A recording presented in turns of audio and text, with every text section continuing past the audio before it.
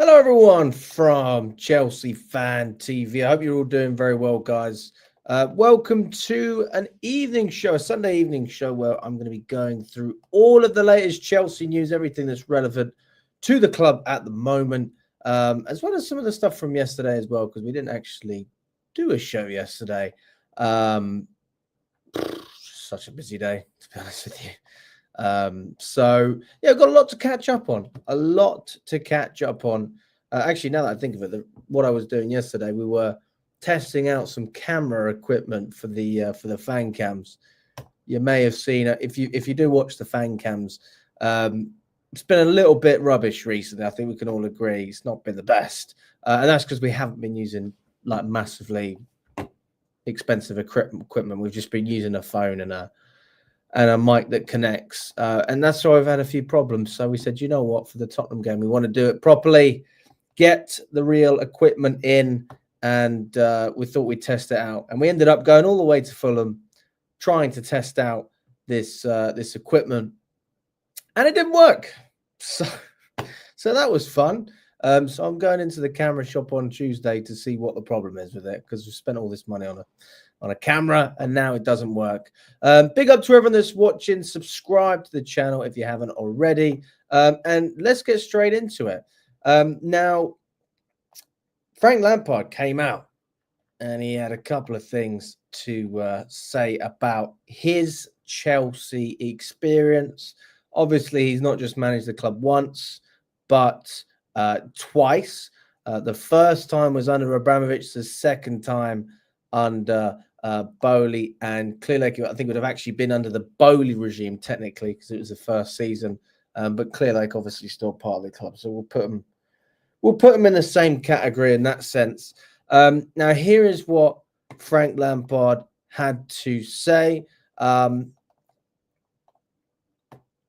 Even going back to Chelsea as an interim, it was a really tough time at the club, and I saw a lot of things, and people questioned whether it was the right thing to do.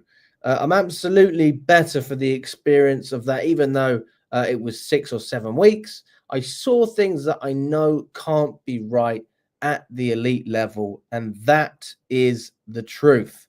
Now, first of all, can we not agree that just bringing Lampard in the first case was never the right decision for the club? And looking back, hindsight's a beautiful thing, isn't it? I honestly think we should have just kept Graham Potter if we were going to do what we did. That would have probably been better for having a little bit of stability. And, things didn't improve under Lampard, to be quite frank. If I'm not wrong, they got worse. So that's the first thing. The second thing is that, he's talking about there was things that he saw that he knew couldn't be right at the elite level. And he follows on saying that's the truth. So we know he's telling the truth, because this isn't the first time that he's mentioned this. He's actually spoken about this before. He was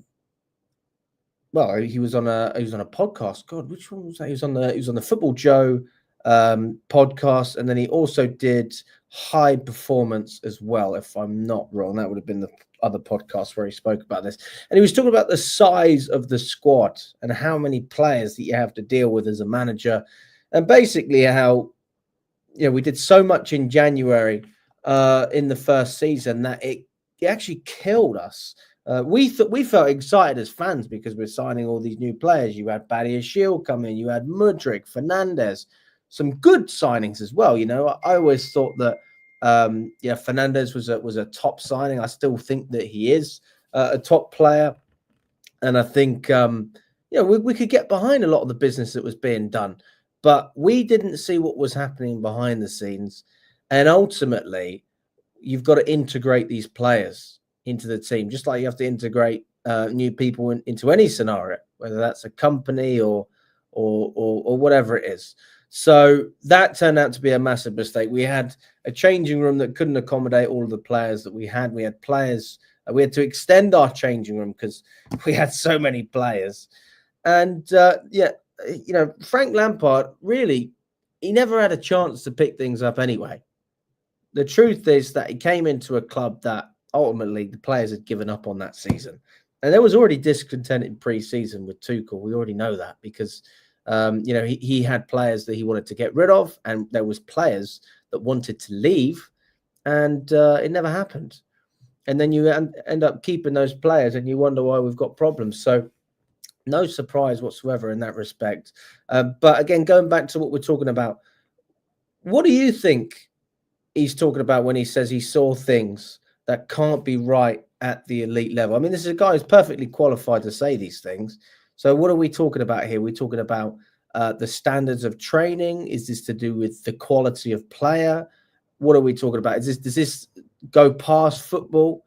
Is it to do with the environment around the club as a whole, not just looking on the pitch, but off the pitch? We talk about Man United. That's one thing as well. Does everyone have that togetherness, or is it very much a case of, some of the people in the club maybe aren't being treated well? I mean, I'm just speculating here, guys. I don't know. Simple Football, I'd like to join your your broadcast one day. Big fan. Thank you very much, mate. Why am I focusing on Lampard? Because have you not seen there's fuck all else going on? So there you go. Amir says, me too. What do you mean, me too? Are you talking about coming on? You're always welcome. I know. I remember I interviewed you after the Liverpool game as well. That was good fun. Pui, good to see you on the stream. He says, I promise you, Potter was happy to be sacked, not because of the payoff, but because he was out of the circus. Well, we saw it as well when he come back as West Ham manager. He was talking about it, and he was saying, I don't miss this place whatsoever.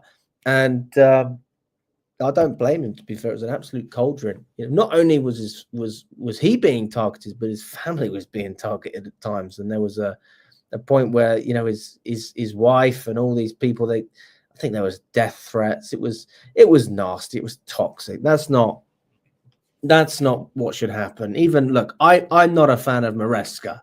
I will never get personal with the guy. Ultimately, he's a football coach. And you either like the way your football coach does things or you don't. But you don't get personal like that. You don't talk about people's families. You don't send death threats. And I always thought that once you get to that stage, you've crossed the line as a fan base that you can't come back from. And I think as a manager, any manager, your goal is not only to connect with the players and make the players play well, etc., and improve them. You want to connect with the fan base. Of course you do. It's the lifeline of your club. If you know the fans are behind you, in a lot of ways, it can help massively, whether that be atmosphere inside the stadium, the environment for the players in terms of just day-to-day life. If we're being totally honest, especially at a club like Chelsea, you're bumping into fans all the time. And if you know that the fans hate you, then it can't be pleasant. Like, I just don't see a world where that's nice for any manager. Now, Maresca seems to have split a lot of fans down the middle. You have some fans who, a bit like me last season, they think he needs time. And then you've got the other side, which fans who just don't like him whatsoever. And I would put myself in that category. But again, everyone's open to their opinion. Hi, Alex. I hope you're doing well. I'm going to be honest. We should never have sacked Tuchel in the first place. We have never looked the same since the UEFA Champions League second leg against Madrid in 2022. We have fallen. And yeah, I totally agree with you. I mean, I don't think it's anything special to say that Tuchel shouldn't have been sacked. I mean, we all know that. But I mean, if we were looking at it from the perspective of having a more uncomfortable conversation, then you'd say, well, should we have just kept Potter? And then we sacked Pochettino last season anyway. So that makes you think, well, right, you already had a yes man there in Graham Potter. Couldn't you just do it with him? Because it seems like you fucked it up in terms of the management recruitment. You messed up with sacking Tuchel in the first place. You brought in Potter, then you brought in Lampard, Pochettino, now you got Maresca. Couldn't we have just kept the first one, who you gave a 5-year contract to anyway, and just saw where it took us? I mean, we're talking about a long-term project. This is a manager in Graham Potter we know who actually does quite well when he's given time. Not to say that he's Chelsea level. There's no proof of that. But he has a CV that I can back up more than Maresca. I mean, what he did in Sweden was incredible. getting them into the Europa League and playing against Arsenal and challenging them, then going to Swansea and Brighton. It's a pretty decent rise. I mean, it's inspirational stuff, to be quite frank. I just don't see that with Maresca. Where do I get my inspiration from? Like, I'm not seeing it. He's not got the CV to show it. So I remember the last live I did, people were really critical of my opinions on Maresca. And I do think to myself, when I hear so many people saying that I'm wrong, I'm like, well, am I? And then I reflect on it for however long, and I don't think I am. But even if I am, it's my opinion, isn't it? That's the thing. It's a game of opinions, guys. And I'd rather be wrong and Chelsea are successful than be right and, basically see my club fail. That's not what I want. Isn't it mad that the early summer transfer window is pretty much in 3 months? Oh, is in pretty much 3 months. No. I mean, I don't think they've extended it or anything like that. So it's basically the same as it always was, unless there's something I've missed. But 3 months will go quick, to be fair. I mean, it will go quick if we enjoy watching our football. It will go very slowly if it's anything like when Lampard was there. God, that was a slow few months. Robert Sanchez needs to go this summer. Well, there was rumours anyway that, or news going around that he was looking to leave if he's not involved in Chelsea's project. And thank God for that. I mean, who's going to sign the guy? And we're looking at making profit on transfers. Where is the profit with Robert Sanchez? Because I'm not seeing it. I'm not seeing any profits whatsoever. You spent 25 million on that guy. I'll be honest with you. If we get anything in the double digits, it's incredible business from my perspective. Because you look at the stock when we bought Sanchez, the stock wasn't massively high anyway because he'd been dropped from the Brighton squad. And it came to Chelsea, started for us. He's had some very good games. Let's not act like he hasn't contributed. He clearly has. But I think he's done more bad than good in a Chelsea shirt. At this level, to be honest with you, I think he would have been dropped for any side. Forget Chelsea. He would have been dropped for a championship side with the amount of mistakes that he makes every game. Do I have hopes for the Club World Cup? Yes, but not for us to win it. I have hope that we can progress through the opening group phase. But then when it gets into the knockouts and we start playing against Real Madrid and Bayern Munich and all those other teams, I don't see how we match those teams pound for pound. I mean, we just don't have enough quality to compete with them. On top of the fact that, these guys, like we know that we're money motivated as a club more than ever with American owners. But Real Madrid are going to be biting at the bit. All of these teams are going to be desperate to milk the money that this competition's offering, because the money that you're getting from the Club World Cup is greater than any competition that is being offered at the moment at club level. Champions League, Premier League, all of it. For the space of time that you're playing, a month, you can make hundreds of millions, if I'm not wrong, by winning that competition. I think the top end of earners are getting about 38 million. That's Chelsea, that's Man City, that's those teams.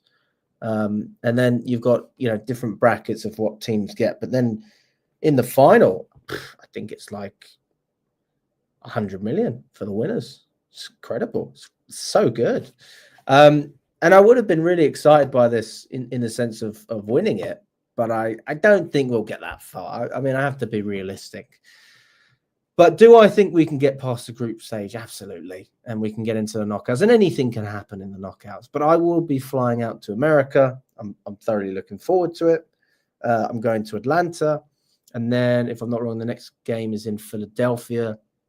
But it's actually a little bit cheaper to base yourselves in one place and almost fly back and forth. That's what I've heard. So I think we're going to be staying in Florida and then just going back and forth with the games, because otherwise you're getting hotels. So if you just rent like a Villa, and split the cost with other people, then I actually think that that's quite a nice way to do it.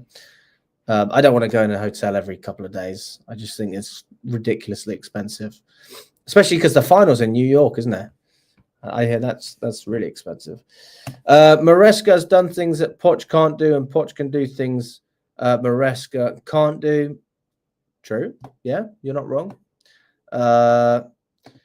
You are not wrong about Maresca. He shouldn't take this job, but I understand why he did it. I mean, who's going to turn down the job?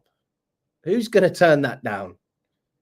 Me and you, if we get offered that job, I don't even have a qualification in football.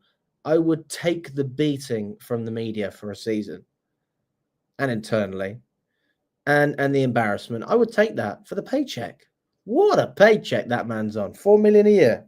Fantastic. It's actually a lot less than other top managers, but that's why we paid him 4 million, because he's not a top manager. So you're clearly not going to pay top brackets if you're not hiring someone at the elite level. There's a 10-day window. Transfer window usually opens mid-June. But this year, due to the Club World Cup, it opens on the 1st of June to the 10th. Then it closes for 6 days. What? There's a 10-day window. Transfer window usually opens mid-June, but this year, due to the Club World Cup.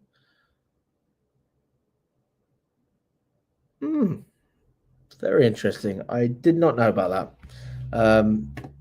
Send me an article. I'll go through it if you've got an article for me. The last two coaches that we have had, both coaches have opposed flaws in their game, and they have opposed positives in their systems. For example, Poch with his counter-attacking football suits us more, I think. Maresca's progressive football doesn't suit Chelsea, in my opinion. We have been known for winning without playing beautiful football before, but it's realistically a debate of what system fans prefer. I think that's a very fair point. Big up to you, Jordan, as well. I hope you're doing well. So that's one of the recent stories that's come out.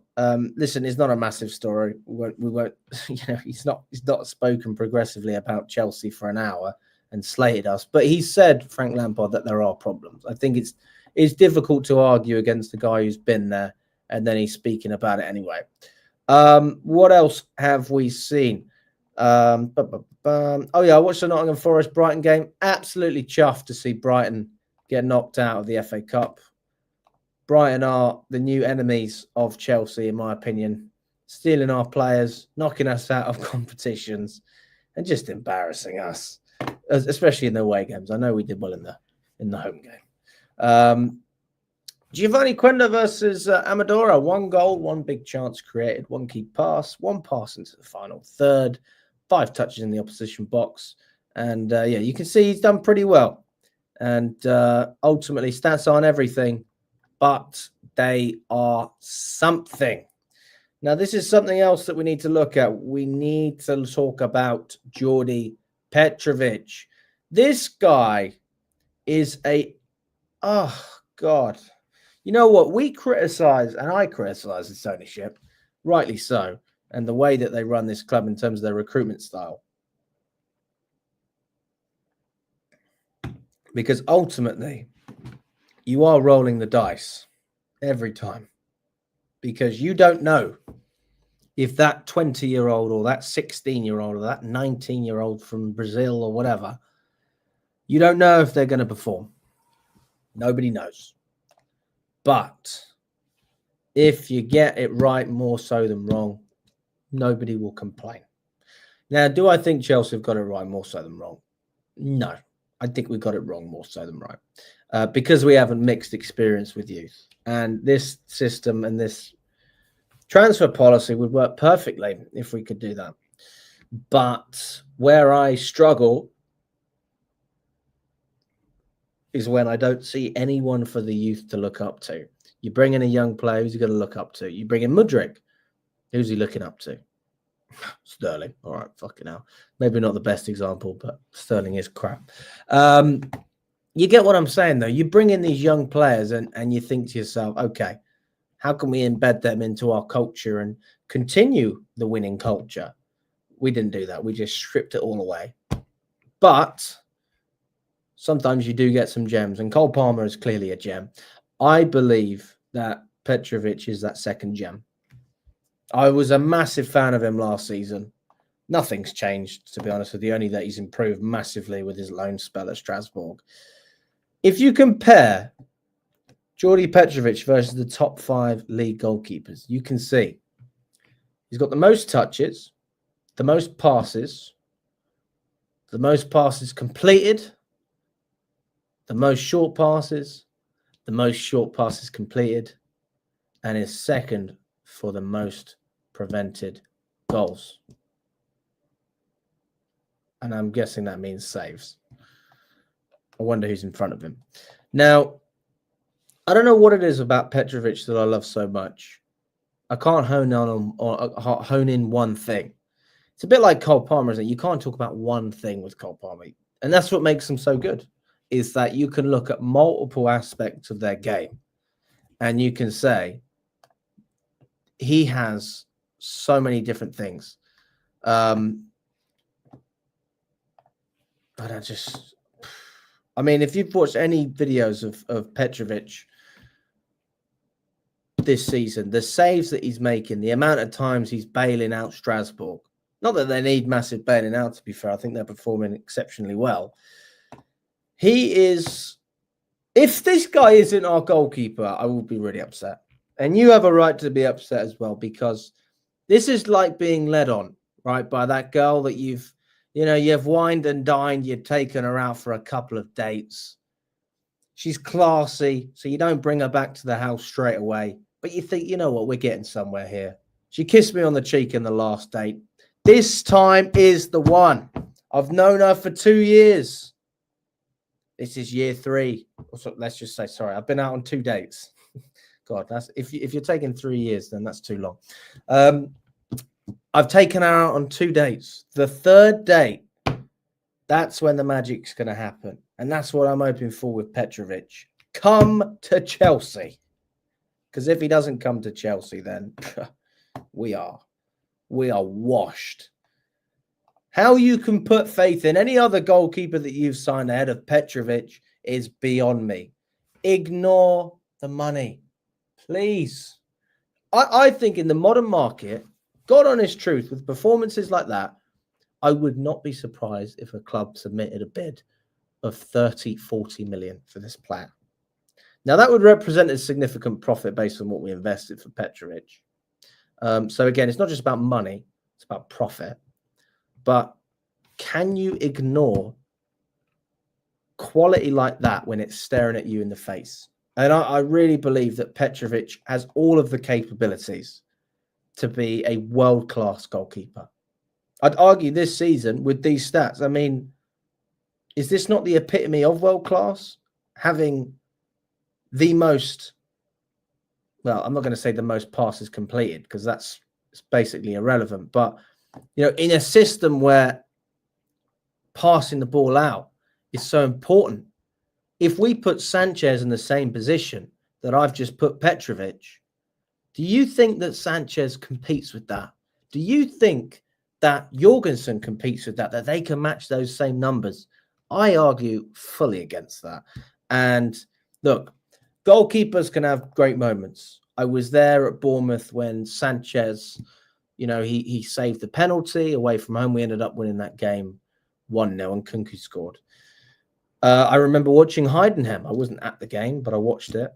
And Jorgensen made the most saves that I think we've ever seen from a goalkeeper in that competition. 13 or 14 saves. And they were good ones as well.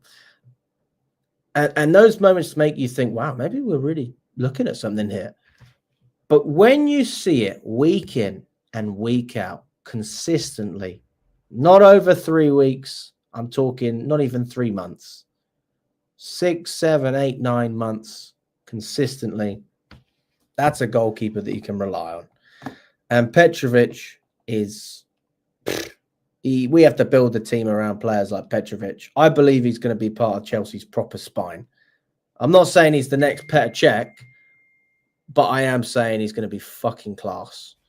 And if we sell Petrovic, that just reaffirms to me that our ownership don't care about success. And they will literally kill our football club if that means that they can make some money out of it. So listen, We'll see what happens with Petrovic. I actually don't believe that he's going to be sold. I really don't.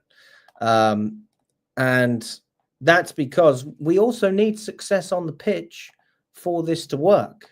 If we don't have success on the pitch, then we're going to be in a bit of a pickle. We need Champions League football. We need a lot of things. Petrovic will help us get there. I don't understand how anyone could argue against that. You look at what he's brought to the team, and last season he was already a quick fix because he replaced Sanchez straight away, and he was fantastic. Yeah, his distribution wasn't the best, but are we going to sit here and act like it was worse than what we already had with Robert Sanchez? Obviously not. And now he's improved that part of his game. He was talking about Liam Rosnier, the Strasbourg manager, and they had a meeting when he first came to the club. And one of the key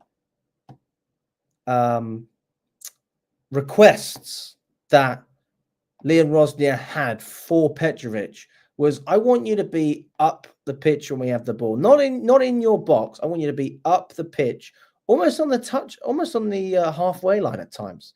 And Petrovic laughed. That's what he said. He said he laughed at it. He's like, what? That's crazy. But look, if you're going to play with a manager that's playing progressive football at Strasbourg, then I would argue that you're going to do very well under Maresca. Although we can say that the style is much more passive here than it is in France and less entertaining. I was disappointed. Bournemouth got knocked out by the FA Cup by City. Well, I was disappointed as well, to be fair. But the nice thing about City still being in that competition, guys, is what it does is it frees up. Sorry, not frees up. It gives them an extra game, which I'm hoping will tire some of their players out from the Premier League. Now, it also gives them confidence. That's true. But I want the City team to be as tired as possible. If we're competing with them, I actually don't have a problem with them going late in the FA Cup, etc. I think that's good for us. Lampard is an average coach that almost got Everton relegated twice. Good riddance by Chelsea. Yeah, I think that's the wrong attitude, man. You're looking at a club legend, and I think you've got to treat him with more respect than that. Also, when Lampard kept Everton up in the first season, they were going down before he got there. So he did an exceptional job keeping them up. Second season, that's fair. You look at the job he's doing at Coventry as well. He's doing a fantastic job. So I think that you've got to be more respectful of someone like Lampard. If that's how you treat Lampard, then what can you say about the way you talk about other players? I mean, I'd hate to think about the way you speak about who we have now. Get Petrovic in for Chelsea. He's killing it in the French league. He's got the most touches, passes, and pass complete rate. He's better than Sanchez. He needs to go in the summer. If he wasn't already a Chelsea player, we would be heavily linked to Petro. True. Yeah, that's true. What else have we had coming out recently? We have had some interesting news. Now, if you can't see Andre Santos, he is obviously playing for Strasbourg. He's on loan this season. But what else can you notice? He's wearing the fucking armband. He's captaining Strasbourg, even though he's on loan at the club. Now, if that doesn't speak volumes about the type of player that we have in our establishment, I don't know what does. I absolutely love to see this. I don't think there's anything wrong with it, especially if you haven't got any other leaders in there. I mean, you're not going to build Strasbourg around Andre Santos, clearly, but he is... he's got qualities. And that's one thing as well that we talk about, with Chelsea. We talk about leadership. You've got Tosin, Unk, that's what they call him, isn't it? That is not the leader I'm looking for. Good on Tosin. I'm glad we have him. I actually like Tosin in the sense that, he does bring experience, but does he have experience at the top level? And is he our best centre-back? No. So you're not going to build the team around a player like Tosin. Tosin, for me, is like having Bettinelli in the squad. Now, Tosin's obviously going to feature considerably more, But again, when Fofana's fit, when Colwell's fit, when all of these other players are fit, Tosin doesn't start. But he does bring something to the dressing room. So again, I keep him around for that reason. And it was good business getting him on a free. The wage is a little bit higher than you would expect. But again, that's because it was a free transfer. So we were competing with the likes of Newcastle to sign Tosin, 120 grand a week. Initially, it was more than Cole Palmer was on, but Cole Palmer's on 130 grand now. So Palmer's still a higher earner than Tosin. Now, what I'm getting to when I speak about leadership is how many players do you look at within our first team and you see leadership and you think, right, that guy is a leader? Yeah, not just because they cry when we lose. I mean, yeah, it's good to see passion and everything, but I think it's a little bit more than just having a bit of passion, don't you? Because we don't have a leader as a goalkeeper. You're telling me Sanchez and Jorgensen? That's not the case. I would argue that, Tosin's, he is a leader, but he's in the background. He's not a starter. I don't think Cucurella is a leader. I'm not seeing the same thing with Chalobah, Colwell. Badia Shill's not a leader. Reece James is more like a silent leader. But again, he's not the player for other players to strive to be because he's constantly injured. So that's another thing. Are you available? And then are you good enough? And I think the closest thing that we have to a proper leader in our squad, just off the top of my head, I'd probably say Enzo Fernandez. Yeah, that's a guy that has so much passion on the pitch, and he embodies a lot of the qualities that you want from a Chelsea player. He's clearly capable of playing for us. We signed him for a huge tag. He's he's done nothing but try his best for the club. But who else can you look at that matches Fernandez's passion and echoes the quality as well? I'm not seeing anyone in there, to be honest with you. So it'd be nice to have some more leadership in that. And I think that if Santos can bring that, then good on him, to be honest. I think, it's a controversial decision, though, isn't it, from Liam Rosnier to start Santos? Very controversial, but he had good reason to do it. Enzo Maresca has had a makeover as well, guys. Before and now. Has he dyed his beard or something? How does that work? He was grey and now he's not. Look at the glow up.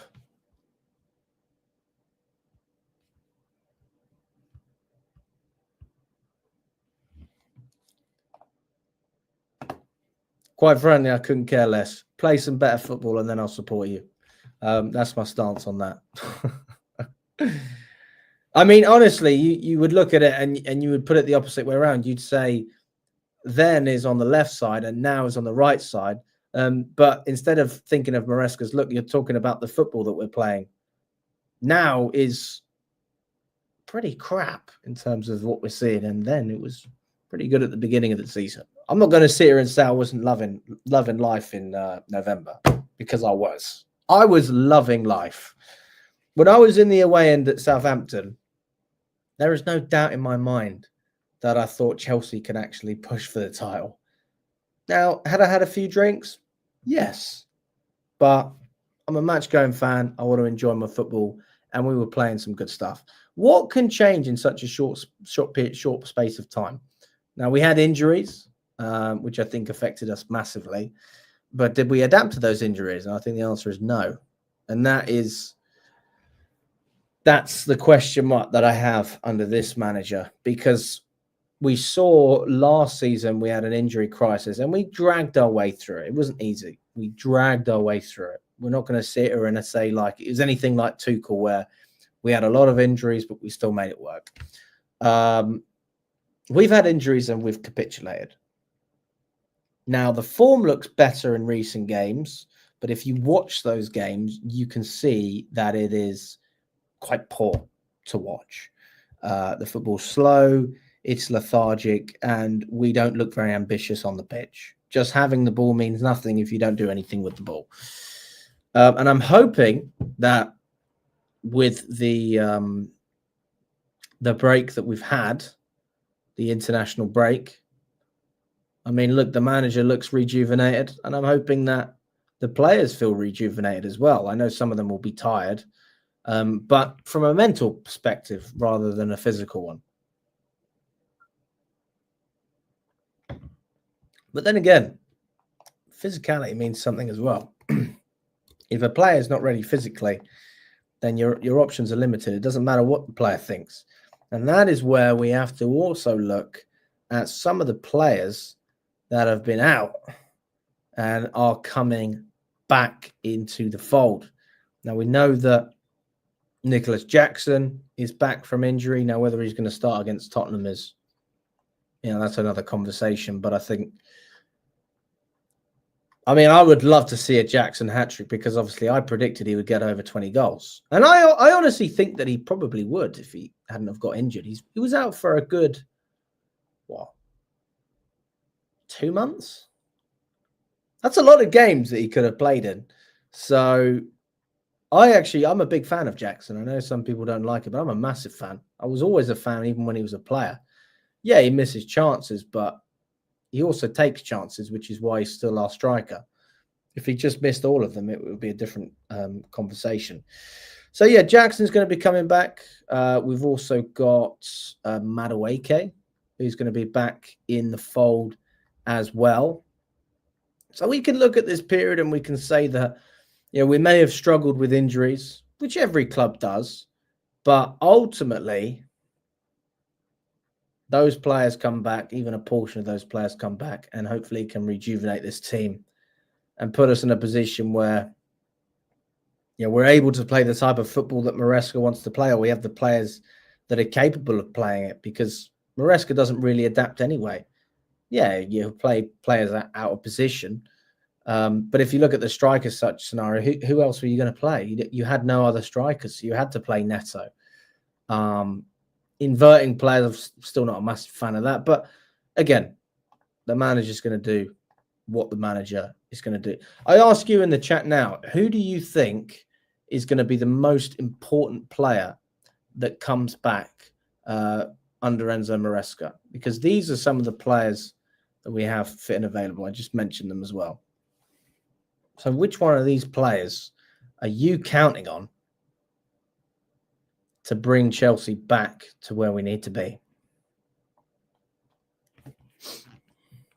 Jordan says, we can't disrespect Lampard. He's a club legend, Alex, and what he's done for a club. Absolutely. I don't think you can disrespect Lampard. He deserves our respect, even if he did have a rough spell. What does that say about us as fans if we're shitting on our best players of all time? Tossen's been arguably our best centre-back. I mean, I've made this argument with Tossen and Fofana, which I stand by, to be honest, which is that I would rather build a team around Tossen than Fofana, because Tossen will stay fit. And if a player's always injured, you can't do anything. People then say, yeah, but talk about the footballing side. I'm sorry, is being fit not part of football?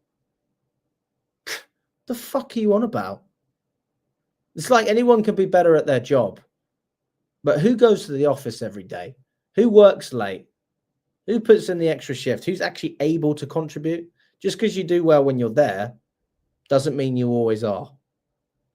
So you could be great 25% of the time. Where were you the other 75%?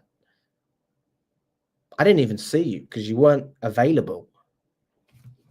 Again, I'm not just shitting on Fofana here. I like Fofana, but I'm just saying that, do you not think being available is a better quality to have? Like, we don't want to sit here and have another Jack Wilshere. It's not just Fofana either. You've got Lavia, who's sort of having a similar scenario. The thing about Lavia, though, is we're not overly reliant on him. I think that we can survive without Lavia. When we don't have Fofana in there, though, I think defensively we really struggle. I mean, Lavia gives you options, don't get me wrong. But Caicedo and Fernandes is a good midfield. Lavia just makes it a little bit better. Fofana, when he's in there, you can tell he's our best centre-back. So I agree with Itamaleng.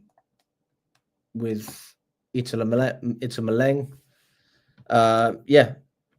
They are extremely important players, but that is not a good place to be where your best players are injury prone. Reece James is the same. Like, we need players that we can lean on, that when we lean and they have a little bit of extra weight on their shoulders, their bone doesn't snap or they don't pull a muscle. I need them to stay fit.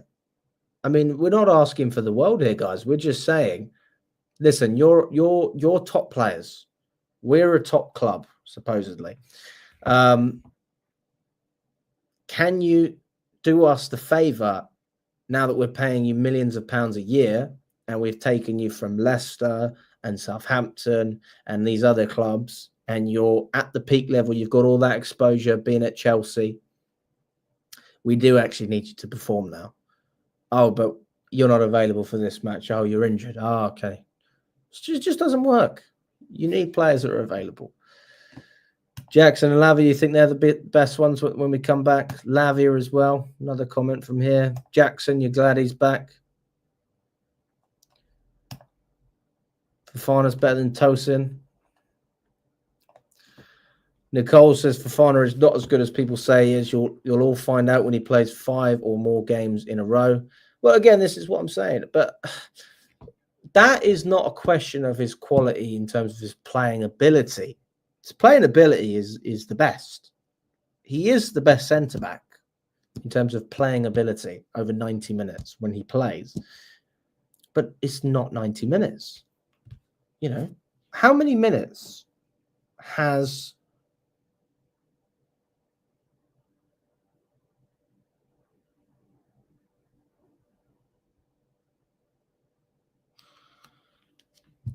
How many minutes has Fofana missed because of injuries? How many games? I don't know. But that's the question that I want to ask, and for someone to say, oh, he's only missed 4 games. That would be amazing. And that's another reason why players like, Conor Gallagher and Azpilicueta, when they were here, like, they deserve respect for that. Because now you see when players are injured, it leaves you with this gaping hole in your team. And somebody has to fill that hole. Not everybody's capable of doing it. Deal says, big up, Alex. You see David Ornstein's tweet. Apparently Arsenal is securing for Goalkeeper. We need to react to this and get Osman or Isak if we get Champions League football. I don't see it happening. To be honest with you, I don't see it happening. I honestly think that Osman will probably stay in Turkey. I think there's a good chance that will happen. And I think Isak will probably stay at Newcastle, to be honest with you. I don't think he'll leave. Also, because they've got European football now that they've won the Carabao, right? Are they not going to be in the Conference League next season? Tell me if I'm wrong. Now, that's not quite got the same pull as Champions League, but I do feel like Isak probably quite likes being at Newcastle. That's my opinion so far. We'll see what happens.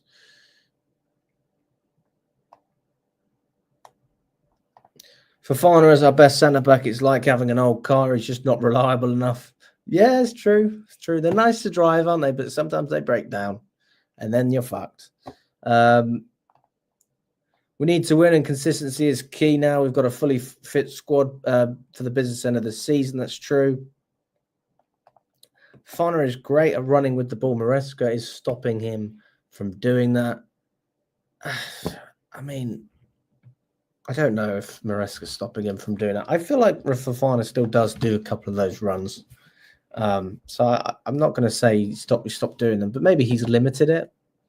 I'd have to look into it more.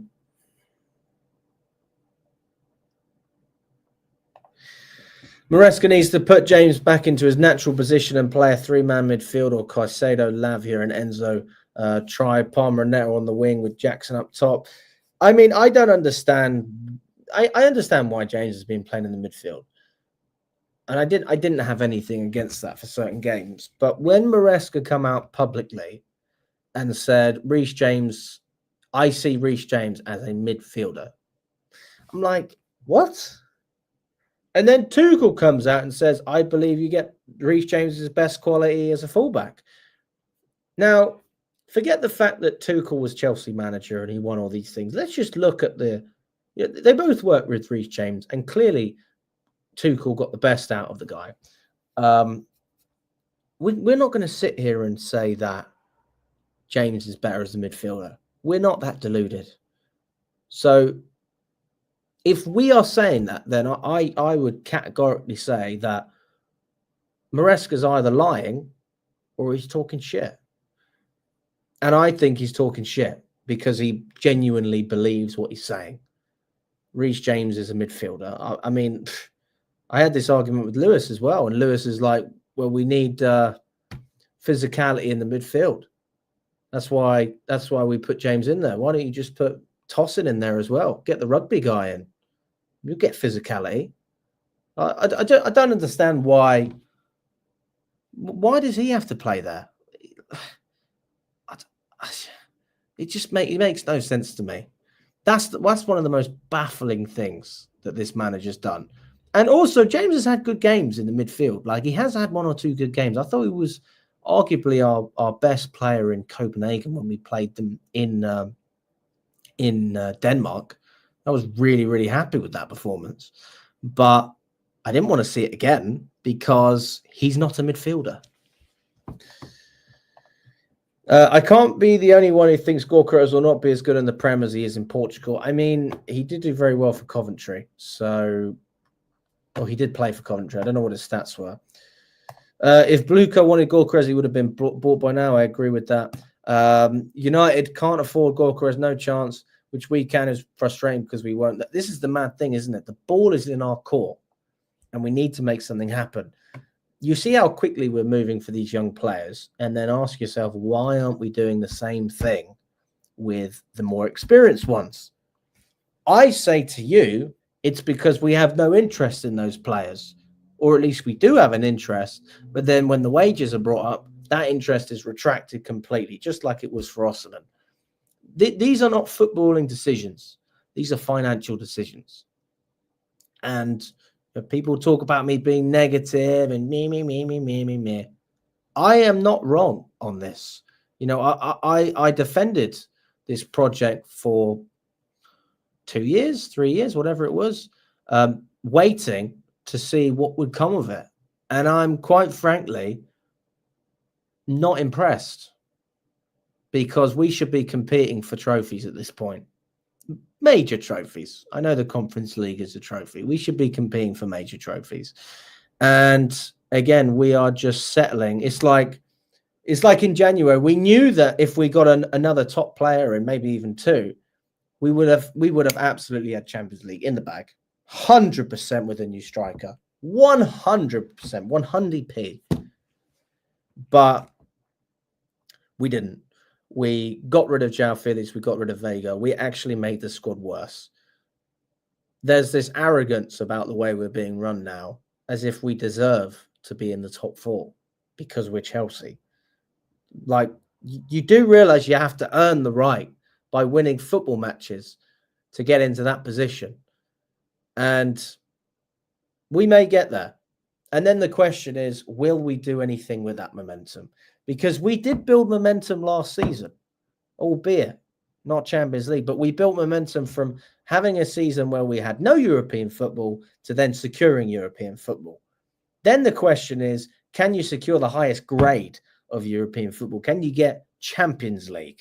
Because that's how you attract the best players. So if we get to that stage and we still go in this limbo of not paying players what they're worth, that says what we are, not what they are. You can make all the arguments you want about Osimhen and he should have taken a pay cut. Why? Someone else will pay him that. So why wouldn't he just play there? He's clearly given Chelsea the chance to sign him and made the effort to have a dialogue, which is part of the that's half the battle, isn't it? Getting a player to be open to joining you in the first place. You have to persuade them. He was totally open to joining us. And then, you know, over about, what, 60, 70 grand, whatever it was, the deal didn't happen. And that's where we are.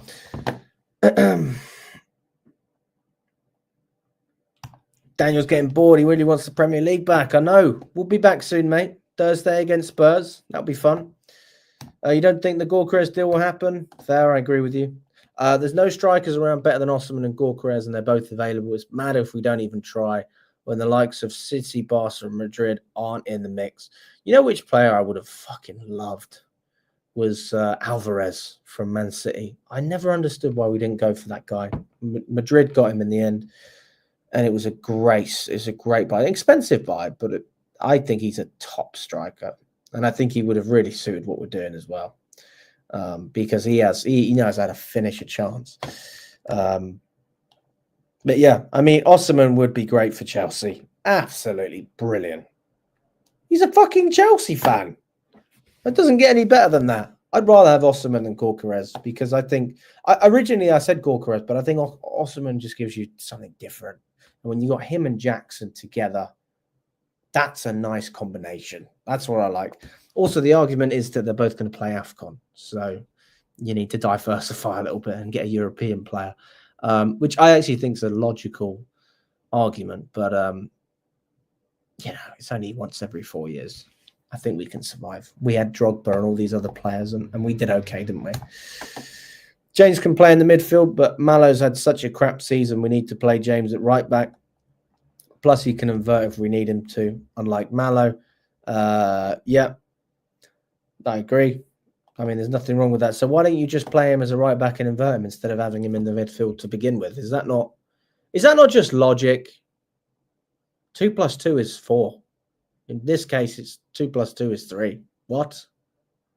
Sorry, maths teacher. Can I ask you a question? No. It's delusion. I don't get it. Why are you playing a right back as a midfielder?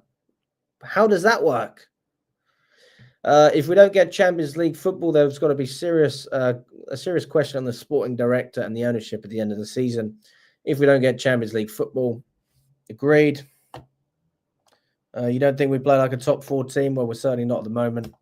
Goalkeeper has played 110 games for Coventry and scored 41 goals, Alex. Fair. It's a lot of experience in English football, though. You have to admit.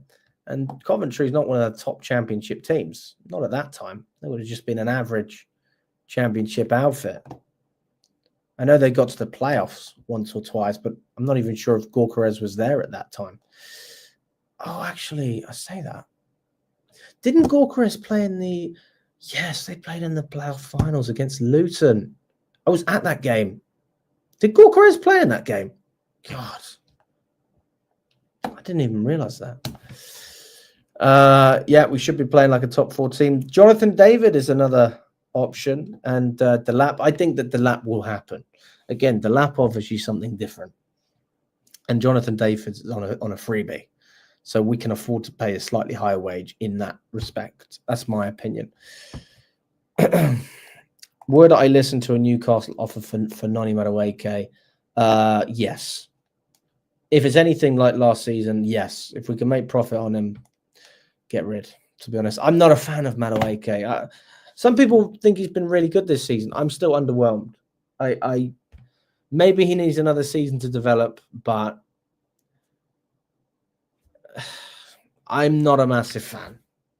But we'll see what happens. I'm not going to complain if he stays, but I'm not going to complain if he goes. He's one of those type of players. Osimhen and Goalkeeper as the Roman signings we're getting to lap. Fair play, Tetley. You're not wrong there. Super Frankie Lampard just speaks facts about the whole situation of his and our beloved club, and a huge result needed against Tottenham Hotspur during the international break on this coming Thursday. Yeah, well, if we don't beat Tottenham, then I think that would be embarrassing. We have to go out and beat Tottenham. This is not even a conversation at this point. This is me blatantly saying, if you don't beat Tottenham, you are... Oh, God. Oh, God. Please. I mean, it's that bad. Look at this. It's that bad when I look at the Premier League table. I can't even see Tottenham. Where are they? Liverpool, Arsenal, Forest. Oh, there we are. Chelsea in fourth. Could be worse. City, Newcastle, Brighton, Fulham. Still no Tottenham. Villa, Bournemouth, Brentford, Palace. Maybe Tottenham will be next. Maybe they'll be 13th. Oh, no. That's United.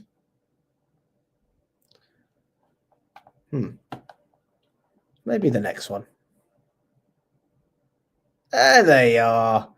In 14th. Oh, goodness. That is bad. Fuck. They got some good company down there.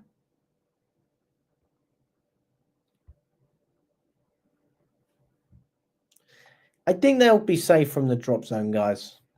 17 points, 26. Yeah, Ipswich are definitely going down.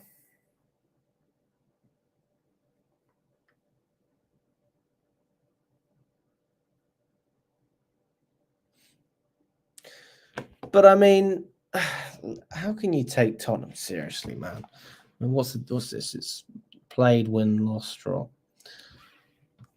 They've won 10 games and they've lost 15.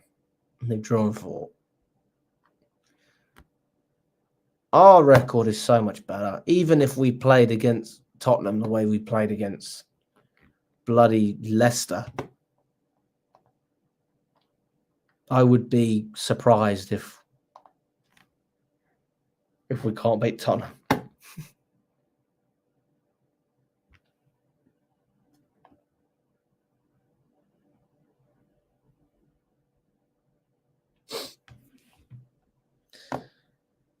So, yeah, I mean, that's a guaranteed win. It should be. Dawson Palmer, I think he'll play against Tottenham.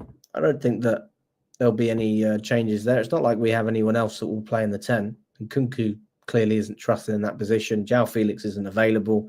Chukwuemeka's not here anymore. I doubt we'll play Enzo Fernandez there, so I think we'll probably end up seeing Palmer there.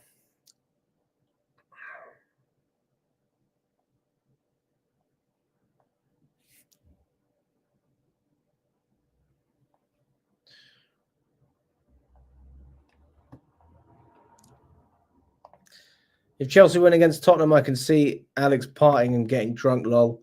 I'm in a different phase of my life, guys, but depends how big's the scoreline. Are we looking at another 4-1 or a 4-3? What are we looking at? How many goals?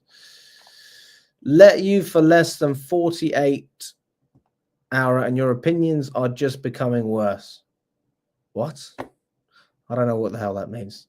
I want to see Tottenham 16th. Well, who's behind them? Everton. They're on equal points with Everton and West Ham.